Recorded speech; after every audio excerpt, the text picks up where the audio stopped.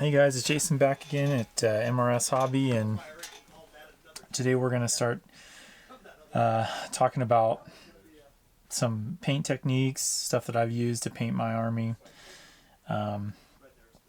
We'll go over how to get this red and gold, and how to get your browns and some of these colors that pop, how to do all that.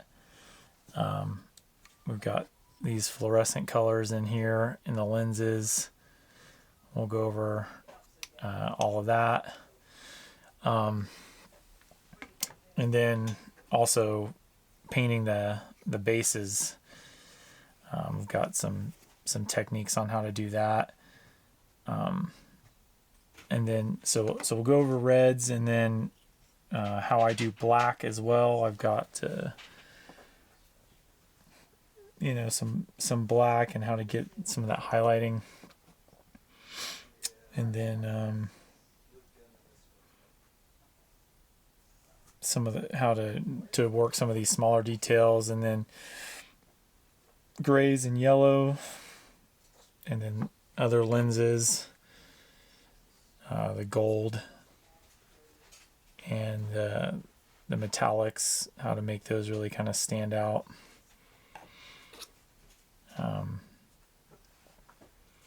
So yeah, and then again the whites and grays, how to get those where you can really bring out a lot of the detail.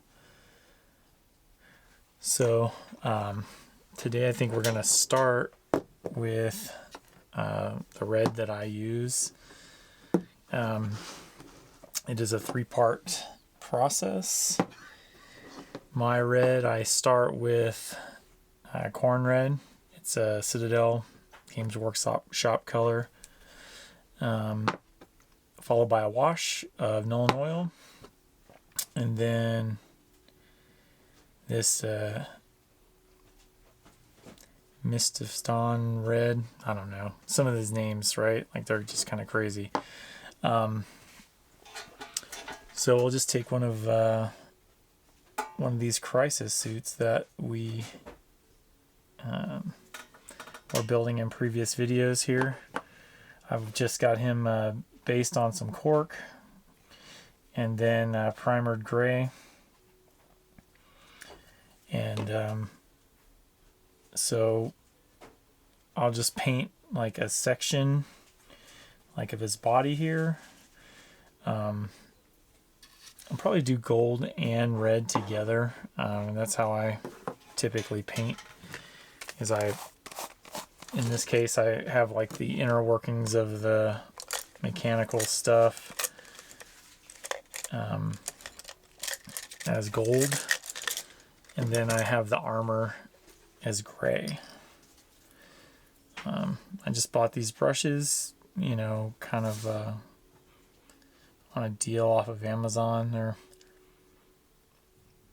probably not the best brushes in the world, but they work pretty good. I tend to like the ones that are a bit longer, because I feel like they hold more paint as I'm going along. One of the key things for like Citadel paints is you've got to thin them. Now I say that, but I don't typically thin the gold.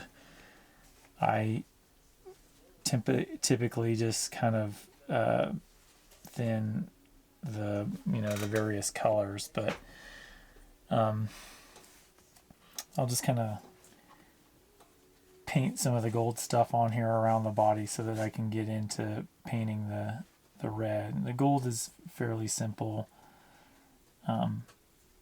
It's I don't thin it. I do a wash, and then I do a quick kind of touch up after the wash, and it usually looks really nice.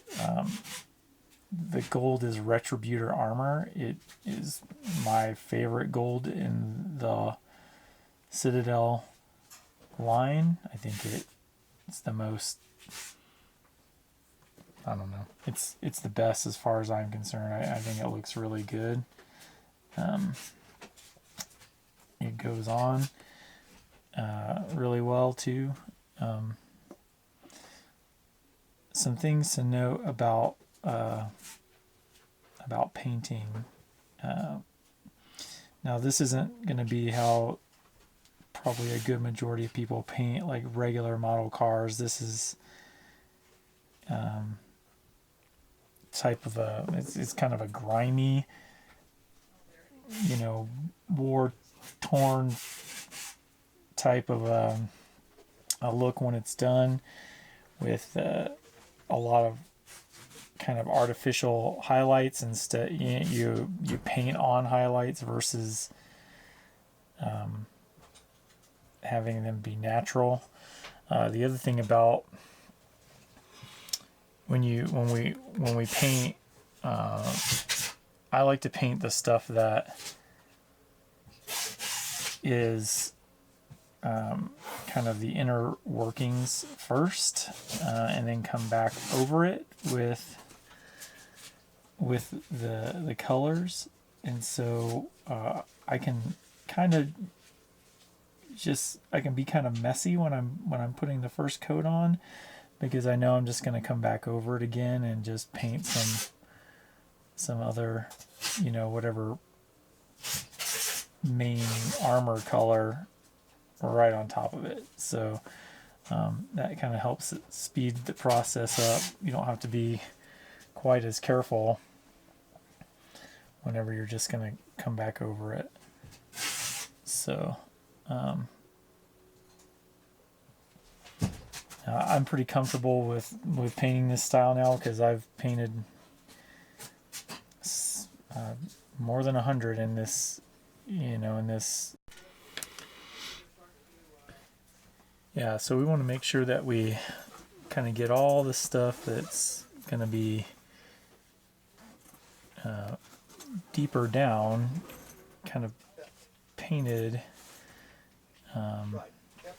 before we lay our base colors over it, because we can clean up a bunch of our messiness when we lay colors over and then wash, and then we have I have a cleanup that I typically do,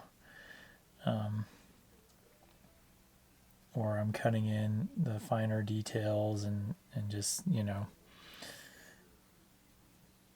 making all of that. So we just kind of continue with the gold, get it all the way into these little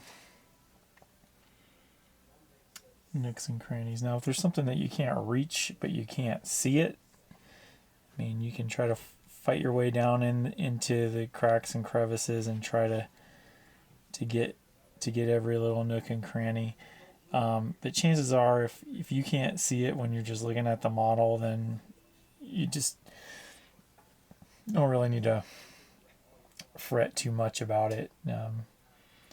Just get the things that you can kind of see and make sure that those are all covered very well.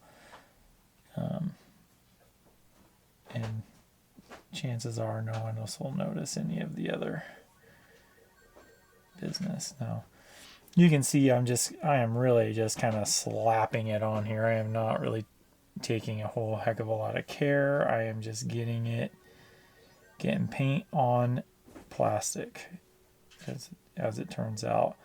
It is possible to spend a lot of time being very careful, getting every little thing just so, but in the end, what you're going to end up with is still just a model that either took you a really long time to paint or didn't take you very long.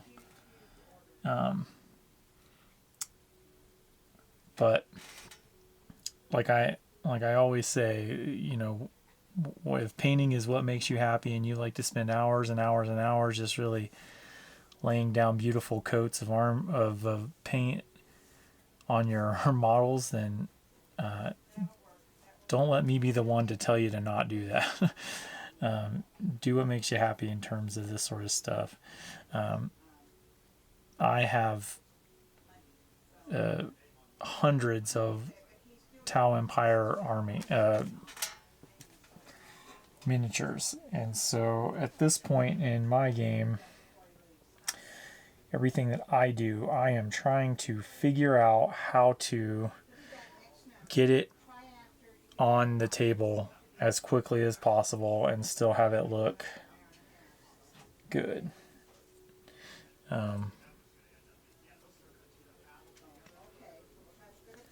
So we'll just kind of keep to that trend, because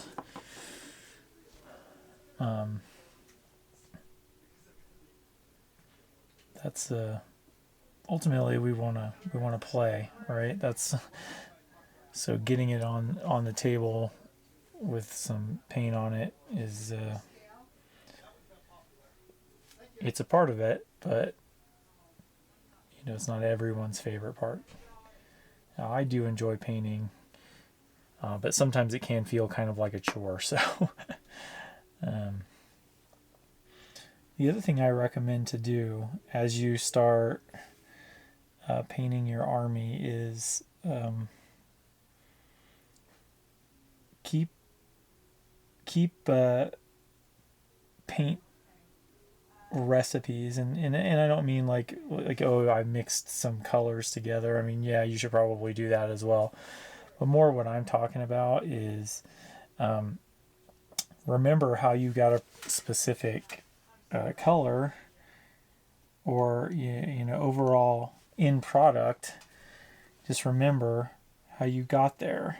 Maybe write it down in a little notebook or on a piece of paper and stick it in by your paint and stuff, so that you can always go back and replicate the same steps to achieve a certain look. If you don't, then you may end up with some reds that look one way on one model and completely different on another model, which it will probably bum you out a little bit at some point. Of course, I was in the Army for a little while, and we used to drive Humvees around, and not one of them looked the same as another one.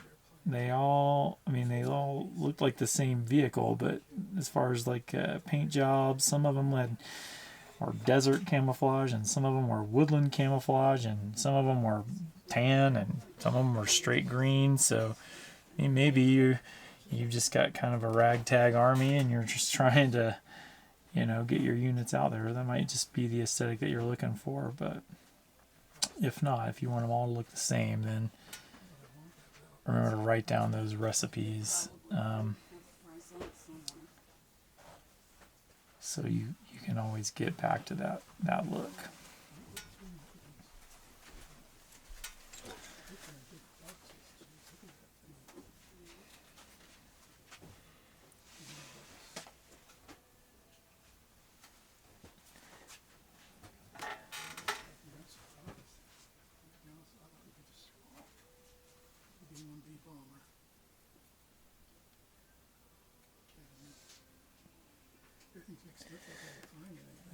Really the thing that we are shooting for here is coverage.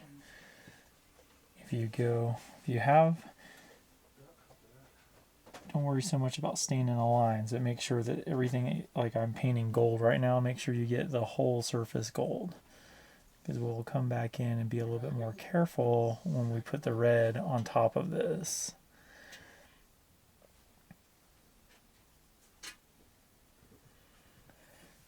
Alright, so this model that I'm painting is going to be based off of this one, so I kind of want to use this one as a guide, and you can see I've got the gold here on this portion, so I'm going to kind of go that same way here.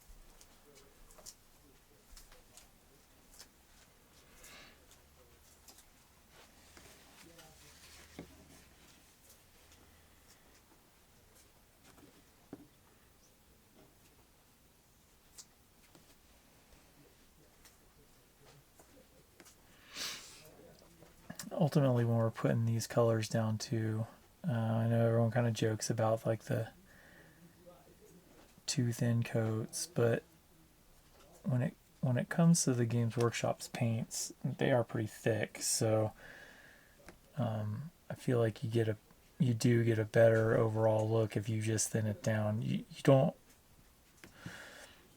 ever want the paint, like when you lay it down, to look clumpy.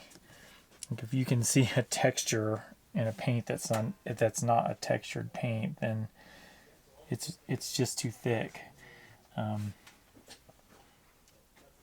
mean, if you want it to look grimy, I guess, then I guess you could leave it. But overall, it's just going to look like you've got too thick a paint on there. So it's better to just spend the time, make sure you thin your paint. So cars are here, 48 skills here, 70 seconds there, 132nd is back there, and armor's here. Okay, this all the airplanes over here. Yeah, so this is all 148. All right, so within just a few minutes, I've gotten all of that. And then this is all the 172nd skill stuff. Basically all the gold. And I'm just going to kind of check it against. I do need to get that part of the arm right there. Where's that? Together around Okay. the interior. I was going to buy another one because it wasn't that expensive if you had it. What about the other Tamiya P38, the new one that's out? No, that one's not out until November. Oh, okay. And I have a bunch of them already. It's supposed to be a charming one. Right. Everything Yeah, I is want supposed to to get it. Yeah, so it's a popular one. It's probably one of the biggest pre-orders I've had on a kit Really? out of all the. Well, you ever watch Andy's Hobby Headquarters? That's where I found out about it. Oh, nice. It looks like a nice model. Yeah. Yeah, it's supposed to fit and everything be perfect. So. Right. Yeah. But typical Tamiya. Right. Yep. Is that how you pronounce it? Yeah. Some people say Tamiya, Tamiya. I've heard it 3 or 4 or 5. Okay, I'll let you get back. Okay, to it. great. Thank you.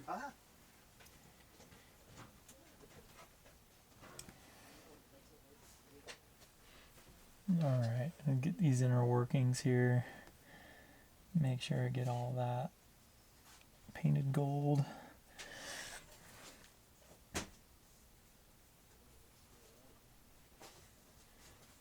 All right, I think I'm where I need to be. All right. So what scale are you looking at? Well, when I work on it, I'm on 77. Yeah, So when I am painting my color combination, I paint the kind of mechanical bits first, the stuff that's underneath. Then I paint the armor panels, the base color that I'm going to paint, and I try to clean up as much as I can. And then I wash the whole thing, and I'll show you what I mean by washing if you're not familiar. And then I come back and do cleanup. So again, Citadel paint. This is corn red. It's I like this color red a lot. I feel like it's a great base color. So what I've got here is just a cheap little acrylic paint palette. I think I got like 6 of them or something in here for like $1. They're super cheap. There's metal ones and all kinds of stuff, but I prefer to use the palette. Some people use a wet palette. I haven't done that yet. I haven't used a wet palette yet, but this works just fine for me. So I'm just adding straight water right to the paint that I just kind of dumped in here, and I want to thin it. I want to thin it way down, not so that it won't cover, because you can thin it too much, and I don't want to do that. But I want to get it pretty thin. And then, and you can see I've got it kind of loaded into that brush all the way up to here so that I can, so when I start putting it on, it's going to go on pretty thin. But because the bristles are long, it's going to allow me to kind of not have to keep going back and dipping and going back and dipping and dipping and dipping. Well, I wouldn't be able to do the little ones.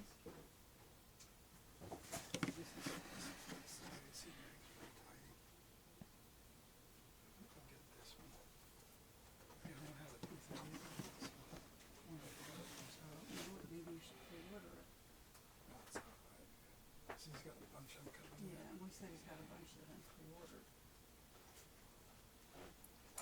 What about our And this is where you are going to spend time being careful, not painting over the gold that we just painted, just to make sure that we get the red around it. Have left is, and they're not even good for better kit. You know, most of those have sold over better stuff. The dragon stuff.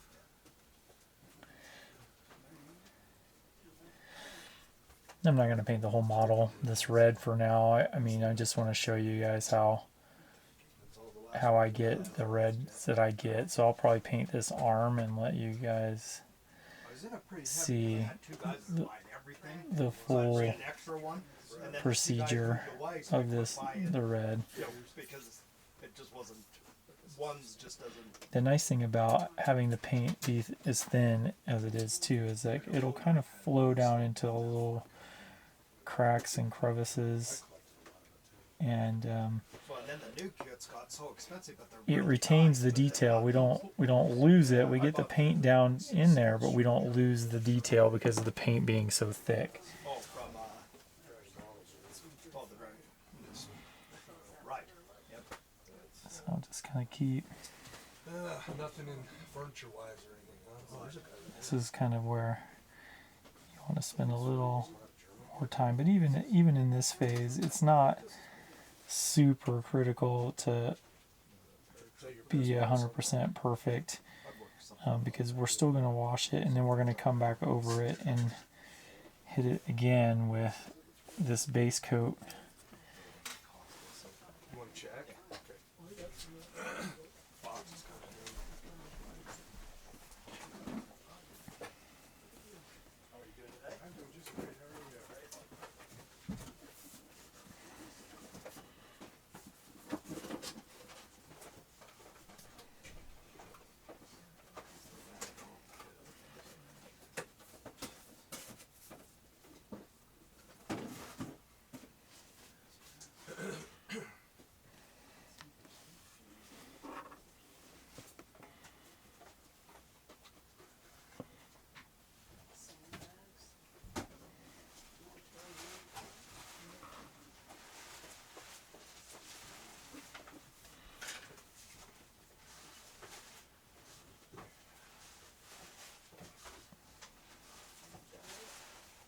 A lot of what I'm doing is kind of like poking, just with my brush, just kind of poking the paint into some of these crevices.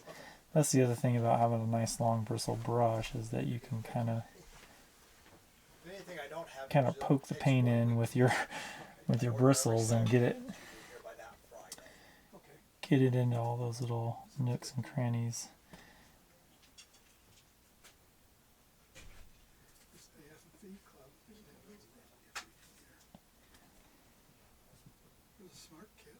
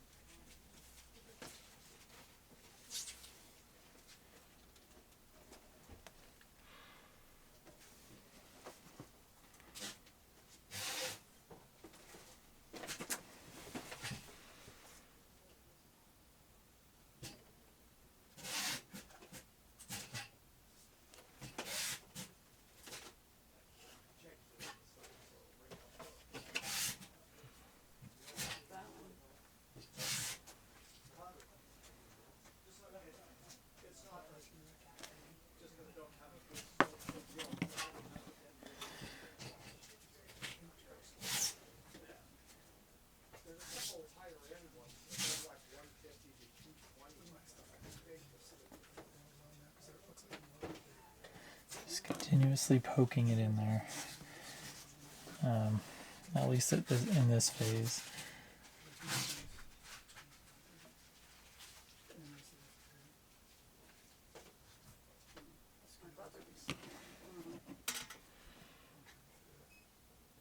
So I'm not sure what scale it is. Bigger It's a big box. than what you did.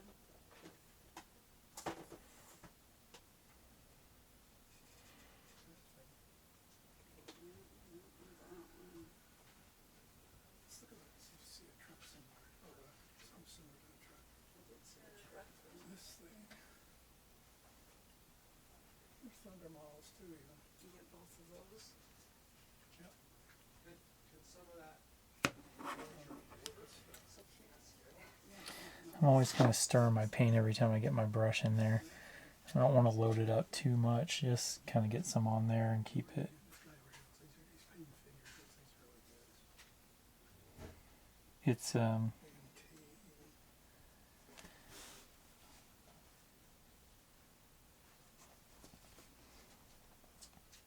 the trucks must be someplace else.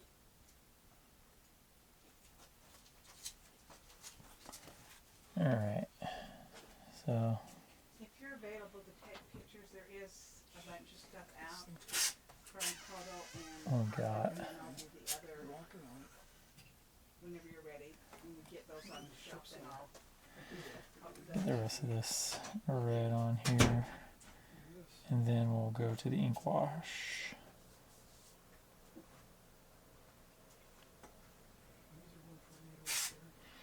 The nice thing too about having your paints thinned with water is you can just, if you get too much on your brush, you can just kind of keep spreading it around and kind of using where you initially put your paint on the model as like, you know, some place to dip in and get a little bit more paint, and then just kind of move it around to other parts of the model.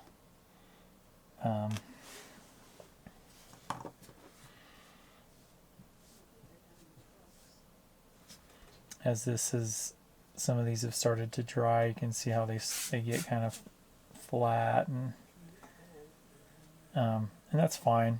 You know, we'll get a finish overall on it after we're done. You can always, like if you have a gloss paint and you don't want it to be gloss, you can always put a clear flat or satin over it to bring the gloss down. Likewise, there are pots of paint that are just clear. They don't have any pigment in them at all, but they are gloss. So if you've got a piece on there that you want to be gloss, but you don't want the whole thing to be gloss, you can just paint, a section.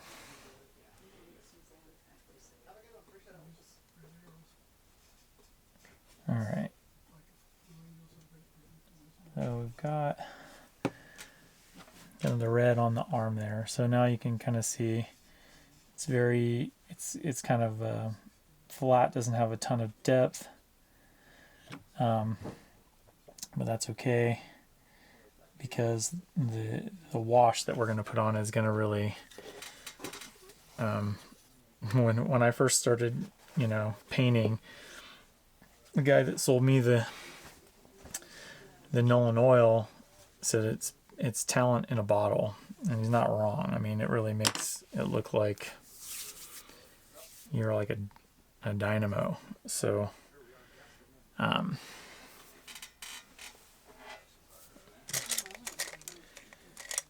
right, I got my wash brush, which is a brush that I've had for about probably 25 years. It's all beat up and horrible looking, but it still does a good job. So I'm going to give this a second to kind of dry. You want it to be dry before you put the wash on because the wash is very thin, and if your paint isn't you know, dry, the wash will just mix with the color and it'll just turn into a horrible mess. So we're just going to give this a second to dry, and we'll be right back. Alright guys, we took a little break there just to let the red and gold paint dry, and now we are going to move on to the Nuln Oil wash. So this stuff comes in a little bit bigger of a bottle.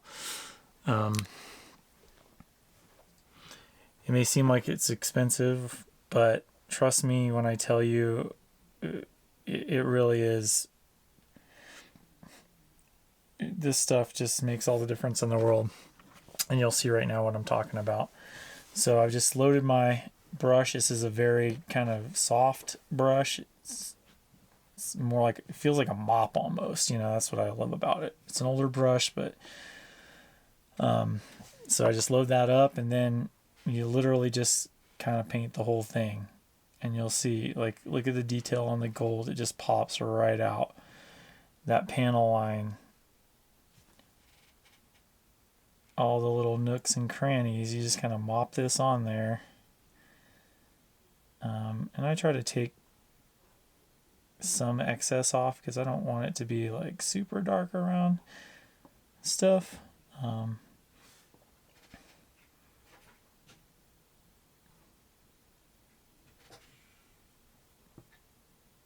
So you just make sure you get it all into those little nooks and crannies, and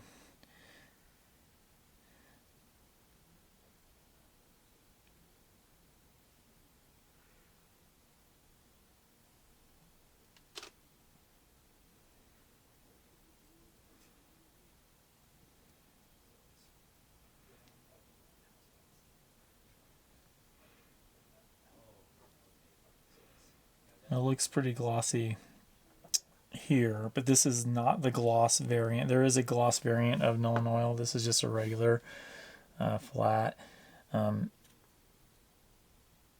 It really, it wants to get down into all these little lines and so forth to really make it look, you know,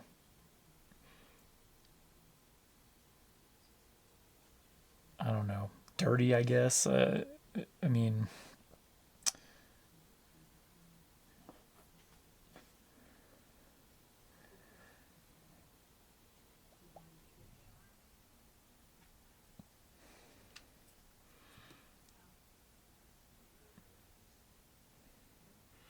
depending on like what type of a look you're trying to achieve, that'll kind of dictate like how, you know, much you let this pool. But you can kind of see here where all of those details are just highlighted, and it looks so, you know, it just, you see so much stuff that you just wouldn't normally see without the, with the paint, with just the paint. And so we just keep laying it on. You can see it getting down into all these little cracks and just highlighting all of these little details, pulling them out.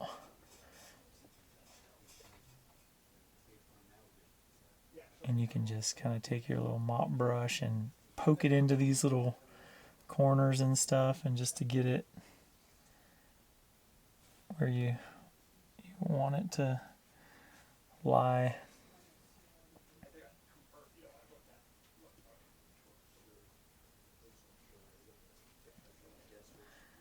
I mean, it's kind of like panel lining, but it does a little bit more, especially for like robot or, you know, mech type surfaces.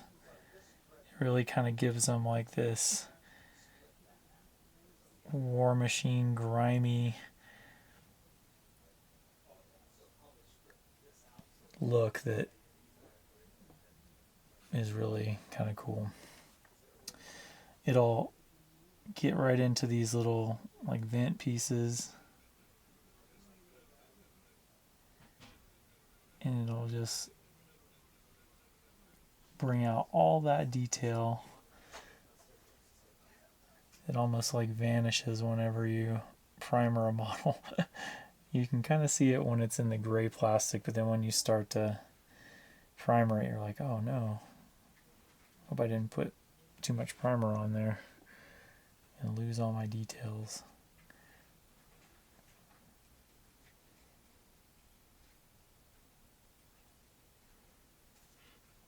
I don't know what it is either about this Retributor Gold.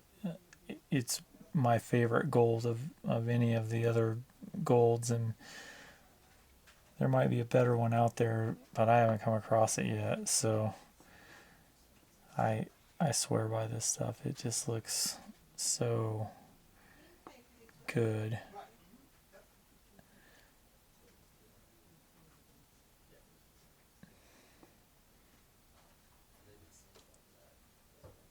And if you feel like you got too much in there, you can always just kind of dry your brush a bit and then just kind of touch it back to the area, and it'll just kind of absorb some of the excess out of there. Oops. But ultimately, at the end, yeah, it looks really, it'll darken that all the paint colors down a lot that you, wherever you apply it. But we're going to come back over those in a future video as we finish this red and gold. We're going to come back over those and bring them back up with the base corn red again, and then we'll highlight with this Mistafon red, whatever red that is, and do some like, you know, edge highlighting and so forth with that. So for this red and gold, for now we're gonna push pause on that and wait till all this stuff is dry, and then we'll come back in our next video and we'll go to the next step where we come back over again. All right, thanks guys for watching, and we'll see you on the next video.